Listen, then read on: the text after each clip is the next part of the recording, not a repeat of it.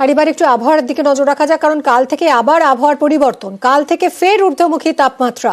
কি বলছে হাওয়া অফিস তা জানবো, কথা বলবো আমাদের প্রতিনিধি বিশ্বজিতের সঙ্গে। বিশ্বজিৎ, গত দুদিনের তাপমাত্রা বাড়বে এমনটাই পূর্বাভাস ছিল এবং আগামীকাল থেকে আবার আবহাওয়ার পরিবর্তন, মঙ্গলবারের মধ্যে 2 থেকে 4 ডিগ্রি সেলসিয়াস তাপমাত্রা বাড়তে পারে এমনটাই ইঙ্গিত। এবং আগামী সপ্তাহের মাঝামাঝি আবহাওয়ার এতটাই পরিবর্তন হবে যে দক্ষিণ পূর্ব বাতাসে প্রচুর জলীয় বাষ্প আসবে এবং তার ফলে বৃষ্টির সম্ভাবনা আছে। ঘন কুয়াশা আজও দার্জিলিং এ থাকবে, তবে উত্তরবঙ্গে কুয়াশা থাকলেও দক্ষিণবঙ্গে কুয়াশা নেই। আগামী সপ্তাহের মাঝামাঝি বুধবার থেকে বৃষ্টির সম্ভাবনা, উপকূল সংলগ্ন জেলাগুলি দিয়ে বৃষ্টি শুরু হলেও বৃহস্পতিবার সব জেলাতেই দক্ষিণবঙ্গে বৃষ্টির একটা সম্ভাবনা কথা জানাচ্ছে আলিপুর আবহাওয়া দপ্তর। ধন্যবাদ বিশ্বজিৎ। সাঁড়াশি চাপে ইউনূস সরকার, নরেন্দ্র মোদীকে পাশে বসিয়ে ডোনাল্ড ট্রাম্প বলে দিলেন বাংলাদেশের পরিস্থিতিটা মোদিই দেখবেন। এও বললেন মুম্বাই হামলার মূল চক্রী তাহাউর রানাকে ভারতের হাতে তুলে দেবে আমেরিকা। মার্কিন প্রেসিডেন্টের এই জোড়া বার্তায় বেজায় চাপে ইউনূস সরকার। ট্রাম্পের মন জয়ে তড়িঘড়ি, তাই তাঁর ঘনিষ্ঠ ইলন মাস্ককে বাংলাদেশে বাণিজ্যের প্রস্তাব Mohammad ইউনূসের। There was no role for our deep state. It was. This is something that, but I will leave Bangladesh to the Prime Minister. মোদিকে পাশে বসিয়ে এরপর পাকিস্তানকে কড়া বার্তা ট্রাম্পের।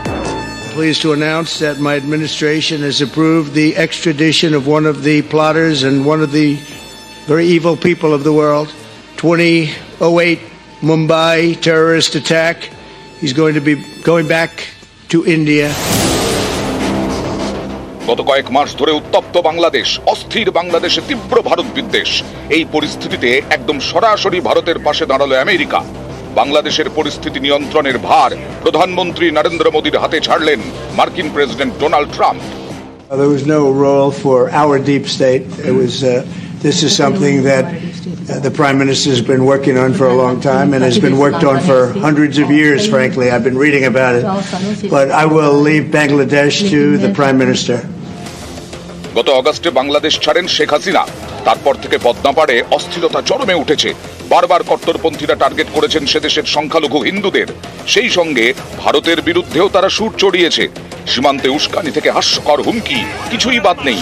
এই পরিস্থিতিতে বাংলাদেশের পরিস্থিতি নিয়ন্ত্রণের ভার ভারতের হাতে ছেড়ে দিল আমেরিকা।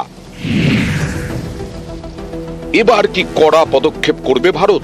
ইউনূস সরকারকে এবার কি উচিত শিক্ষা দেবে? Pleased to announce that my administration has approved the extradition of one of the plotters and one of the very evil people of the world, and having to do with the horrific 2008 Mumbai terrorist attack, to face justice in India. So he's going to be going back to India to face justice. Tahawwur রানার জন্ম পাকিস্তানের পাঞ্জাবে। পাক সেনাবাহিনীতে doctor হিসেবে কাজ করত, পরে কানাডায় চলে যায়, সেখানকার নাগরিকত্বও পায়। মুম্বাই হামলার পেছনে দুই মাথা, ডেভিড হেডলি এবং তাহাউর রানা। দুজনেই ছোটবেলার বন্ধু, দুজনেই পাকিস্তানে লস্করে তৈবার ক্যাম্পে প্রশিক্ষণ নেয়। 2008-এর 26শে নভেম্বর মুম্বাই হামলা চালায় জঙ্গিরা। হামলার আগে 21শে নভেম্বর পর্যন্ত তাজ হোটেলে ছিল তাহাউর রানা। 2009 আমেরিকার শিকাগোয় রানা এবং হেডলিকে গ্রেফতার করা হয়। জঙ্গি যোগ এবং ডেনমার্কের সংবাদপত্রের অফিসে হামলার ছক কষায় 2013-এ রানার 14 বছরের জেল হয়। সেই রানাকেই এবার ভারতের হাতে তুলে দিচ্ছে আমেরিকা। এটা পাকিস্তানের উদ্দেশ্যে কড়া বার্তা। সেই পাকিস্তান যাদের সঙ্গে বাংলাদেশের এখন পরম প্রেম, ফলে ট্রাম্পের এই ঘোষণায় ঢাকাও চাপে। ভয় পেয়ে এখন তারা যেন তেন প্রকারে ট্রাম্পের মন পেতে চাইছে। তাই ইউনূসকে এবার ফোন করতে হয়েছে ট্রাম্প ঘনিষ্ঠ ইলন মাস্ককে। তার সংস্থা স্টারলিংকের সঙ্গে হাত মিলিয়ে ব্যবসা করতে চায় বাংলাদেশের গ্রামীণ ব্যাংক। এই প্রস্তাব দিয়েছেন মোহাম্মদ ইউনূস। বৃহস্পতিবার মোহাম্মদ ইউনূসের সঙ্গে ফোনে কথা বলার পর নরেন্দ্র মোদীর সঙ্গে বৈঠক করেন টেসলা মোটরস এক্স হ্যান্ডেলের মালিক ইলন মাস্ক। তারপর মোদী ট্রাম্প বৈঠক হোয়াইট হাউসে। সেখানেই মোদীকে পাশে বসিয়ে ট্রাম্পের জোড়া বার্তা, যার জেরে এখন মোদীর হাতে রাশ আর ঢাকায় ত্রাস। নিউজ 18 বাংলা। মোদীকে সমর্থন ট্রাম্পের, আরো চাপ বাড়বে ইউনূস সরকারের উপর। ভারতই বা কতটা কড়া হবে বাংলাদেশ নিয়ে, কি বলছেন আন্তর্জাতিক সম্পর্ক বিশেষজ্ঞরা? এভাবে আজকে ডোনাল্ড ট্রাম্পের এই বক্তব্যটি আসলো, শুধু বাংলাদেশ নয়, দক্ষিণ এশিয়ার অভিভাবকের একটা দায়িত্ব, বিগ ব্রাদার যে কথাটা বলা হয়, সেটা তিনি ভারতের হাতে তুলে দিচ্ছেন। মার্কিন বাইডেন প্রশাসন বাংলাদেশের এই ইউনূস সরকারকে যেভাবে সাহায্য সহযোগিতা দিয়ে আসছিল, সেই সাহায্য সহযোগিতা এখন থেকে বন্ধ। ভারত এখন থেকে সিদ্ধান্ত নিতে পারে তার সীমান্ত, তার নিরাপত্তা কোনোভাবে বিঘ্নিত হয়, তাহলে ভারত ব্যবস্থা নিতে পারবে। কিছু লোক হয়তো আলোচনা করছেন যে একদম সরাসরি সার্জিক্যাল স্ট্রাইকের মতো কোনো বিষয়, কেউ হয়তো বলছেন যে না, আরো বেশি অনেক ইকোনমিক স্যাংশন চাপানো হোক, ভিসার বিষয়টাতে আরো কড়াকড়ি করা হোক। এগুলি খুব ভালো পন্থা নয়। আমাদের সার্বভৌমত্বের রেসপেক্ট করার যে নীতিটা রয়েছে সারা বিশ্বে এবং দক্ষিণ এশিয়াতে, তার থেকে যদি আমরা সরে যাই যে কোনো কারণেই হোক না কেন, সেটা কিন্তু আমাদের দিকেই ফিরে আসবে। আমাদের দায়িত্ব বাংলাদেশকে আবার করে মূল স্রোতে ফেরানো, মৌলবাদের খপ্পর থেকে বের করা, হয়তো এই সরকারের খপ্পর থেকেও বের করা, কিন্তু বাংলাদেশকে আবার করে মূল স্রোতে ফেরানো এবং ভারতের একটি ডিপেন্ডেবল বন্ধু হিসাবে দক্ষিণ এশিয়াতে বাংলাদেশকে প্রতিষ্ঠা করা। বাংলাদেশের আইন রক্ষায় এখন চ্যালেঞ্জ ইউনূসের। আন্তর্জাতিক সম্মেলনে মোহাম্মদ ইউনূসের সাক্ষাৎকার সেই অসহায়তাই ফুটে উঠেছে। দেশে আইন শৃঙ্খলা রক্ষাই প্রধান চ্যালেঞ্জ বলে দাবি তদারকি সরকারের প্রধানের। দায় এড়াতে যাবতীয় সমস্যার জন্য হাসিনাকে দোষারোপ ইউনূসের। পালা বদলের পর দেশ ঘুরে দাঁড়াচ্ছে বলেও দাবি ইউনূসের। বাংলাদেশে ডিসেম্বরে ফের ভোটের আশ্বাস মোহাম্মদ ইউনূসের।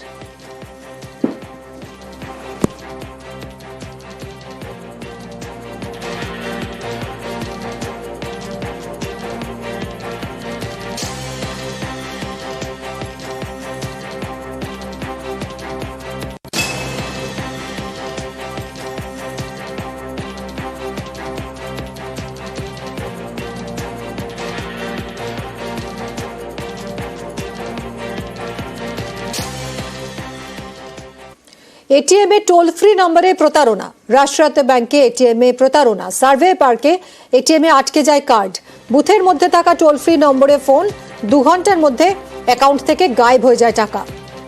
রৌনক আমাদের প্রতিনিধির সঙ্গে কথা বলবো। রৌনক, এই প্রতারণা কিভাবে চলছে, পুলিশ কি বলছে?